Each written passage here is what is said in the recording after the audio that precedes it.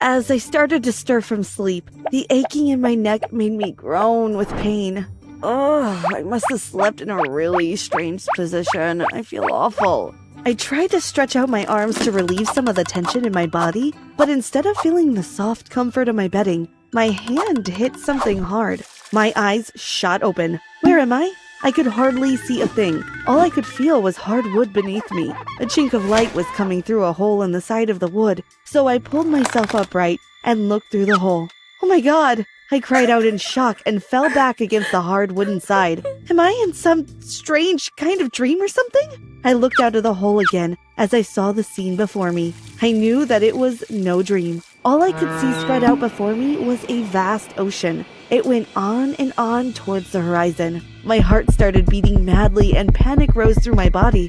I started shouting and screaming, "Help! Help! Please, someone help me!" I felt around me. I was obviously in some kind of crate, but I had no idea how I could have gotten here. I began hammering on the sides of the crate. "Help! Help! I'm stuck in this box! Please help!" I looked through the hole in the box to see if there was any sign of life, but I couldn't see anyone. I slumped down onto the floor, tears flowing from my eyes. Suddenly, I heard the sound of footsteps nearby. I jumped up and looked through the hole. Sure enough, I could see some people coming towards the crate. "Help! Help!" But instead of coming to help me, they just stood there, laughing at me. What am I doing here? I demand to know. Where are my parents? Your parents are the ones who put you in here. But before I go on, make sure you like and subscribe and hit that notification bell, or you might end up just being shipped off like me. I should probably start at the beginning so the story makes more sense. My life was pretty normal, to be honest. I got on well at school and had many friends. I didn't have the best relationship with my parents, but it was okay. Nothing extraordinary ever really happened until the time my cousin came to visit one weekend. Diana, your cousin Liam is coming to visit. We want you to make him feel welcome, okay? Yeah, sure, he can come out and hang out with me and my friends. But when I met Liam, I thought he was a bit creepy. The first thing he did when he arrived at our house was go straight into the kitchen and start drinking pickle juice. Ew, that's gross. Don't knock it till you've tried it. No thanks. So, when am I going to meet all of your friends? Even though I thought he was a bit weird, I had promised my parents I would be nice to him, so I decided to give him a chance. We're going to go hang out this afternoon. You can come with us if you like. Yeah, okay. Sounds good. But when I introduced him to my friends, he started acting all weird again. He kept on taking photos of them without asking. At one point, he actually picked up my friend's drink and took a sip of it. I mean, who does that? But that wasn't the worst thing he did. One day, we were hanging out in my room, just the two of us, when he suddenly leant in and tried to kiss me. Of course, I pushed him away. Ew, gross. What are you doing? You're my cousin. But this is what we are supposed to do. I stared at him, a confused look on my face. What do you mean? He explained to me that our parents had arranged for us to get married. But we're only 16. It doesn't matter. Our parents are forcing us to do it. But why? Liam explained that his parents were the head of a criminal gang in a foreign country. And your parents are the head of a criminal gang in this area. By getting married, we would be joining both gangs into an unbeatable organisation. We would rule the streets, take over all crime and control the police. I was so shocked, I couldn't believe what he was saying could be true. I decided I would confront my parents. When I told them what Liam had told me, they denied everything. Liam is lying, Diana. I have no idea why he would say such a terrible thing. Please just ignore him. I breathed a sigh of relief.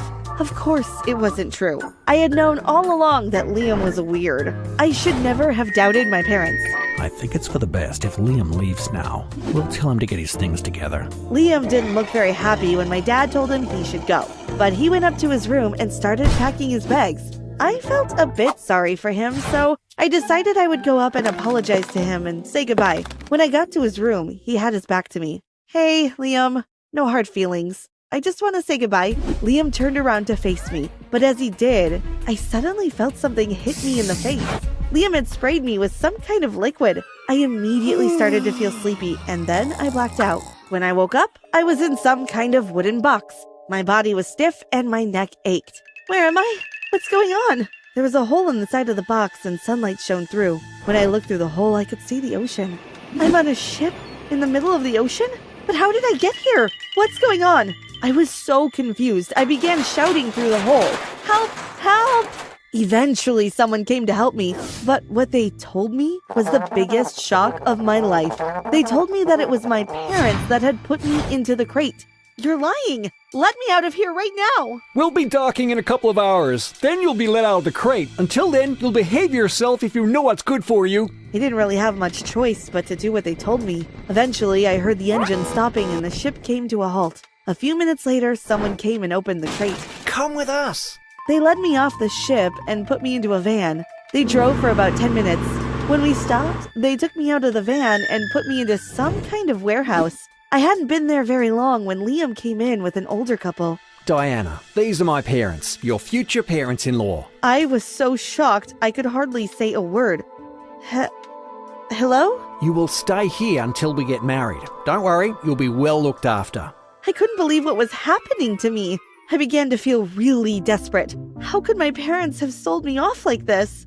I wanted to scream, but I knew that it wouldn't do me any good. Instead, I decided I would just have to play along with them, make them think that I had accepted the situation. I needed some time to come up with a plan. My parents are going to get everything organised for our wedding. It will take a few weeks to get it all planned. That's okay. It'll give us time to get to know each other better. I gave Liam what I hoped was a sweet smile. It seemed to work because he grinned back at me. See, I knew you'd come around eventually. Once we are married, our families will be the biggest criminal organisation in the world. Liam and his parents left the room. Once they were out of sight, I slumped down onto the floor and started sobbing. I had no idea how I was going to get out of it, but there was no way I was marrying Liam. I don't know how long I sat there crying, but eventually the tears dried up and I wiped my eyes. Crying isn't going to get me out of this predicament. I need to come up with a plan. I began to look around the room, trying to see if there was any way out, but there was only one door, and it was locked from the outside. It's no use. I'm never gonna get out of here. Suddenly, I heard a key turning the lock. Oh no, that must be Liam coming back. But when the door opened, it wasn't Liam. It was another boy, probably a couple of years older than me. I recognized him as one of the people I had seen on the ship. He must work for Liam's parents. Here, I've brought you some food. He handed me a plate of food and a glass of water. Thank you. What's your name? He looked at me a little hesitantly, but then he said, I'm Joe. Diana. He smiled at me and then left the room. I didn't feel hungry at all, but I knew that if I wanted any chance of escaping, I had to keep my energy levels up. I forced the food down. Once I had finished, I began to think about how I could escape. I didn't see much of Liam or his parents for the next few days. They were obviously busy with preparations for our wedding. But when Liam did pop in to see me, I made sure that I gave him a big smile. I didn't want him to get suspicious or think that I wasn't happy about our forthcoming wedding. But apart from Liam, the only person I saw was Joe. Every day he was the one that brought me my breakfast, lunch, and dinner. I began to look forward to seeing him. One day when he brought me my lunch, I asked him to stay for a while. Please, don't rush off. I'm lonely here on my own. It would be nice to have someone to chat to. I'm not really sure if I should do that. Why not? We're not doing anything wrong, are we? I guess not. After that, Joe began to spend more time with me. We became really good friends.